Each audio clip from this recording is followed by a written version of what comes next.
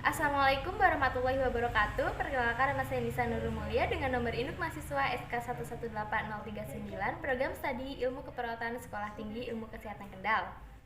Pada kesempatan kali ini saya akan mempraktekkan bagaimana cara menyampaikan kabar buruk pada pasien.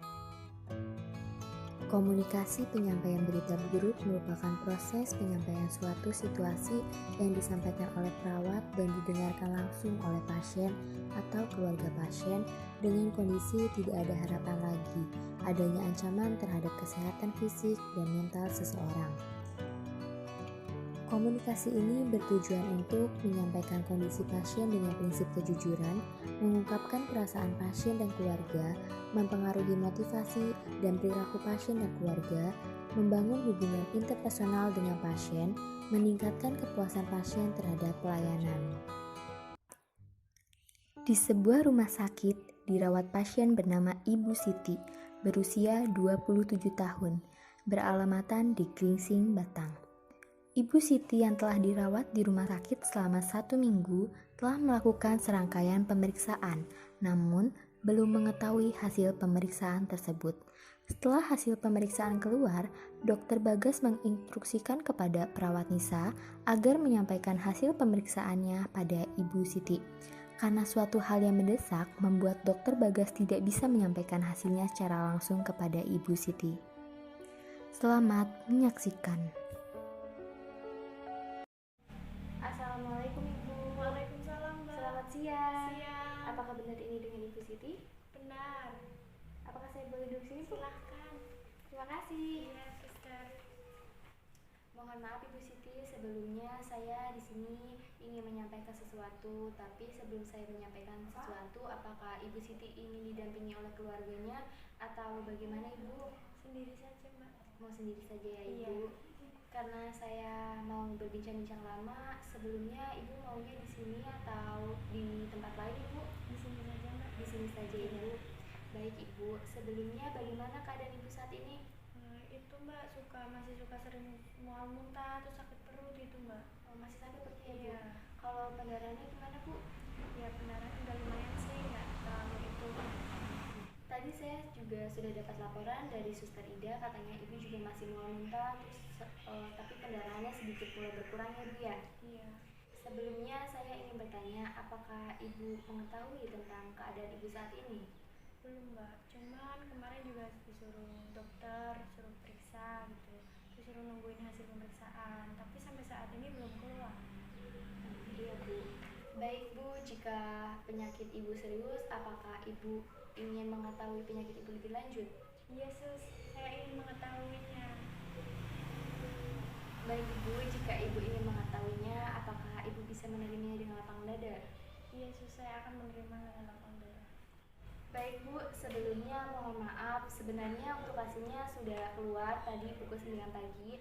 Namun Dokter Bagas berhalangan untuk hadir dan menyampaikan langsung kepada Ibu. Dan Dokter Bagas pun menginstruksikan kepada saya untuk saya bisa menyampaikan berita ini kepada Ibu. Baik Bu, di sini saya akan menyampaikan beberapa hal penting mengenai pemeriksaan yang telah Ibu lakukan di hari kemarin itu. Jadi Bu, hasil pemeriksaannya Ibu mengalami kanker ovarium. Iya Bu, beneran. Ini Bu, menurut hasil Ibu sudah mengalami kanker ovarium stadium akhir. Mbak, saya dengar kanker ovarium stadium akhir itu udah bisa disembuhkan lagi ya? Memang benar Bu, kanker ovarium stadium akhir ini sudah tidak bisa disembuhkan lagi. Pengobatannya pun hanya bisa untuk memperlambat tumbuhnya sel-sel kanker itu agar tidak menjalur ke seluruh tubuh Bu. Bagaimana, Suster? Apa yang harus saya lakukan? Ibu bisa melakukan pengobatan kemoterapi Bu. Apakah Ibu pernah mendengar apa itu kemoterapi? Pernah sih mendengar, Sus, cuma kurang tahu, kurang paham juga, kurang paham jelasnya itu bagaimana sih. Jadi kemoterapi ini bertujuan untuk menghambat tumbuhnya sel-sel kanker yang ada pada tubuh ibu agar tidak menyebar ke seluruh tubuh. Tapi fungsi dari kemoterapi ini bukan untuk menyembuhkan Bu, hanya untuk memperlambat sel-sel kanker itu agar tidak menyebar ke seluruh tubuh ibu itu. Namun di balik kemoterapi itu ada beberapa efek samping dan beberapa gejala yang dapat ibu alami. Oh, seperti itu, Suster. Lalu untuk efek sampingnya itu seperti apa? Jadi untuk efek sampingnya ibu bisa mengalami mual, muntah, pusing, bahkan rambutnya bisa rontok. Suster, saya takut. Mungkin ada sebaiknya ibu bisa berkomunikasikan dulu dengan keluarga ibu, karena pengobatan ini hanya satu-satunya yang dokter tawarkan untuk pengobatan ibu. Dokter Bagas pun menyarankan untuk ibu bisa melakukan kemoterapi ini. Tolong Suster lakukan yang terbaik untuk saya percayakan semua pada Suster sama dokter dan tim medis lainnya. Mungkin itu satu-satunya untuk saya tetap bisa ketemu keluarga. Baik Bu, saya, dokter, dan tim medis lainnya akan berusaha semaksimal mungkin untuk bisa melakukan yang terbaik untuk ibu. Baik Mbak, jadi setelah mengetahui hasilnya, apa yang bisa saya bantu? Itu Suster, saya minta tolong kepada Suster, tolong jangan beritahukan tentang penyakit saya maupun pengobatan saya kepada keluarga saya. Baik Bu, saya akan merahasiakan tentang penyakit dan pengobatan ibu kepada keluarga ibu. Ibu tidak usah khawatir. Terima kasih Suster. Iya Mbak, sama-sama. Ini juga merupakan tugas saya sebagai perawat. Jadi Mbak harus tetap semangat dan kuat untuk menghadapi semua ini. Kesembuhan ini tidak ada yang tahu Mbak. Mbak harus tetap ikhtiar dan berdoa. Saya, dokter, dan tim medis lainnya akan melakukan yang terbaik untuk kesembuhan Mbak. Karena itu, kita sebagai manusia hanya bisa berencana masalah maut. Kita serahkan saja kepada Allah ya Mbak. Iya Mbak, terima kasih. Baik Suster, belum ada. Nanti kalau ada yang ingin saya tanyakan lagi, saya tanyakan Suster ya. Baik Bu, jika sudah tidak ada, saya izin untuk melakukan tugas saya selanjutnya. Selamat istirahat Ibu, tetap semangat ya Ibu. Iya. Ini untuk hasilnya Bu bisa disimpan. Terima kasih Suster. Iya Bu, selamat siang. Siang. Kanker ovarium merupakan kanker yang muncul di jaringan indung telur.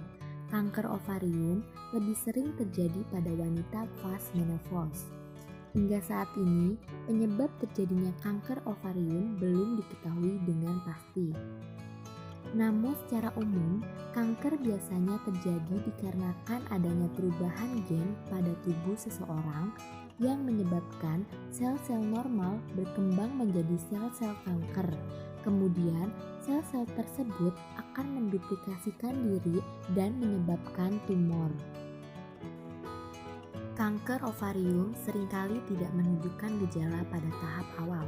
Tahap lanjut dikaitkan dengan beberapa gejala, tetapi mungkin tidak spesifik seperti hilangnya nafsu makan dan penurunan berat badan.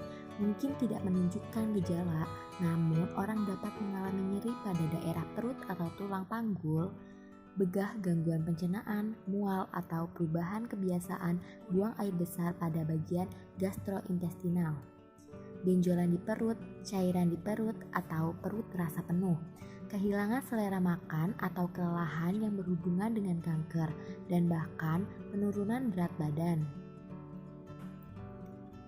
Berdasarkan tingkat keparahannya, kanker ovarium dibedakan menjadi 4 stadium. Pada stadium 1, kanker hanya di ovarium, baik salah satu maupun kedua ovarium, dan belum menyebar ke organ lain.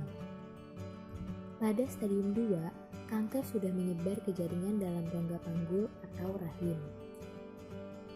Pada stadium 3, kanker sudah menyebar ke selaput perut atau peritoneum, permukaan usus, dan kelenjar getah bening di panggul atau perut.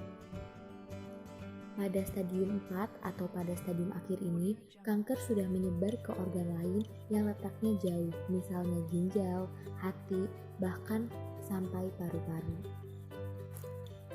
Untuk penanganan kanker ovarium itu berbeda-beda tergantung pada stadium kanker dan kondisi penderita. Untuk penanganan kanker dapat dilakukan tindakan operasi. Operasi yang dilakukan adalah mengangkat ovarium, baik salah satu maupun kedua ovarium, tergantung pada kondisi pasien. Selain hanya mengangkat ovarium, operasi juga dapat dilakukan untuk mengangkat rahim dan jaringan sekitarnya jika kanker sudah menyebar. Namun, beberapa jenis operasi dapat membuat seseorang tidak bisa memiliki anak lagi. Selain operasi, penderita kanker juga bisa melakukan tindakan kemoterapi. Kemoterapi ini dilakukan dengan cara pemberian obat-obatan untuk membunuh sel kanker. Kemoterapi dapat dikombinasikan dengan operasi dan radioterapi, serta bisa dilakukan sebelum atau setelahnya.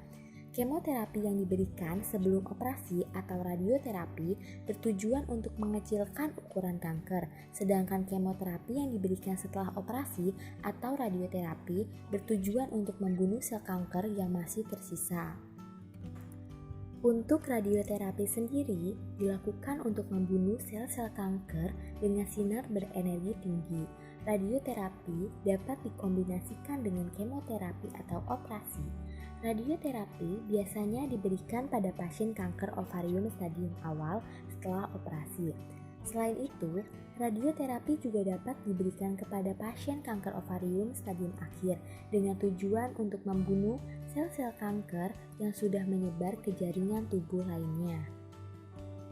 Terima kasih untuk teman-teman yang sudah menyaksikan video saya. Semoga video yang telah saya paparkan bermanfaat bagi teman-teman. Wassalamualaikum warahmatullahi wabarakatuh.